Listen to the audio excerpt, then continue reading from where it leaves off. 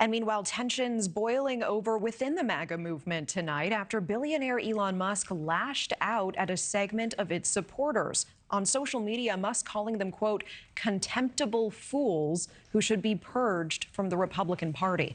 The comments sparking outrage among many of Trump's most loyal followers, deepening a growing divide over the future of the right-wing agenda. Let's bring in our panel on this. We have Republican strategist Matt Klink and News Nation political contributor Scott Bolden. Welcome, both of you. It is so good to see you, gentlemen. Matt, let's start with you. Musk bashing the segment of Trump's MAGA base as contemptible fools. Your thoughts here. Doesn't this just alienate an important part of the base? It's largely a manufactured crisis. I don't think that, look, Elon Musk is a beneficiary of H-1B visas. Clearly, he wants them. Donald Trump came out yesterday and said that he is supportive of H-1B visas. So it's just something to report on before 23 days before Trump takes office. The most important thing to do with immigration is that Donald Trump is going to stop the flow of illegal immigrants coming across the border. And he realizes that we do need H-1B visa holders because they perform valuable work for companies across the United States. Yeah, and we'll talk about mass deportations in just a moment. Scott, let's get your take on this. Should Democrats be seizing on any of this infighting we're seeing over H-1B visas? And what do you make of Elon Musk's role in this administration and this party? Well, I think it's a big deal because if you look at X and you look at the debate that's going on, or the war that's going on with MAGA supporters and Elon Musk and his co-defendant, if you will, in Doge, this is a real issue. This is where the dog has caught the car, because you want these illegal immigrants and you want to do a mass deportation. That's one fight that's going on, but not those who are talented and not those that can bring expertise to America. But then the second civil war that's going on in the Republican Party and MAGA is, well, wait a minute.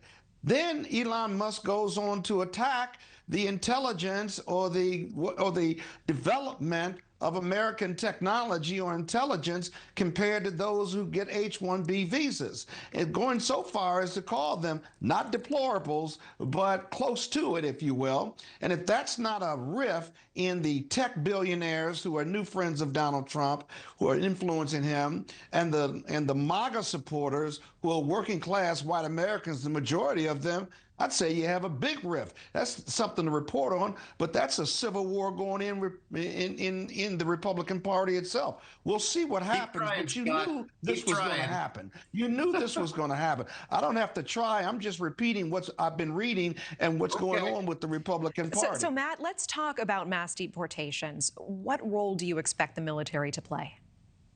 Well, look, the military can play a number of roles. Primarily is that they can assist local law enforcement and they can assist ICE and other government agencies.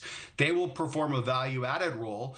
The only question mark remains is, look, the cartel gravy train that they've experienced of 4 years under Joe Biden and Kamala Harris, that will hopefully be coming to an end. It depends how aggressive the cartels get to all of this. Again, the key word here is illegal immigrants. These people are in our country illegally. Counter to what Scott says, H-1B visa holders are in this country legally. That's the prime difference. But the military will play a very important role. And look, the cartel may think that they're tough. They're not as tough as the U.S. military. And they're not, especially one that's empowered by Donald Trump to make sure that the border is secure and that American citizens are safe. I mean, Scott, let's go over to you. $86 billion. That's the figure we're looking at. President-elect Donald Trump's mass deportation plan will cost American taxpayers that much, according to the incoming border czar, Tom Homan. Your concerns about the mass deportation shaping up promised on day one? Well, he can't spend $86 billion on day one. That's the first thing. And by the way, the Democrats support military support for keeping our border safe, for sure. But more importantly, can they enforce domestic law? They certainly can't do that, but they can support, as my colleague said, they can support.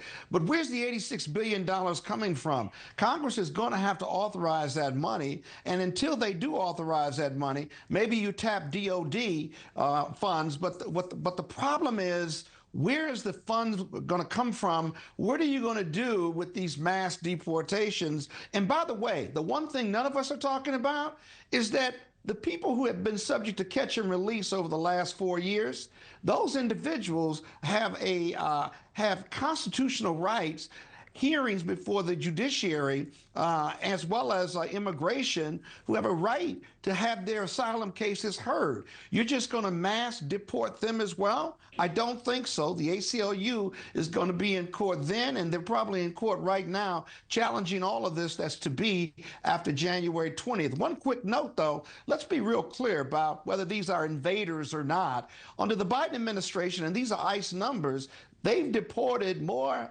illegal immigrants than under the Trump administration from 2016 to 2020. That's going to be a powerful fact when the ACLU starts filing claims or cases against the Trump administration who are trying to implement this mass Scott, deportation. thank you. With the time we have, Matt, I do want to talk about TikTok. President-elect Trump may be opposing the potential ban on TikTok.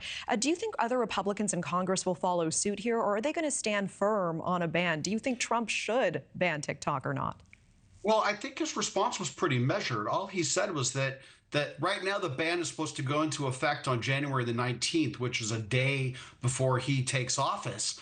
All he's asked the Supreme Court to do was just postpone to give him a time to come into office and to see if he can negotiate something. So I don't think it's support or oppose. He just wants to become president to see if he can make a deal and see if he can expedite a sale of TikTok to an American.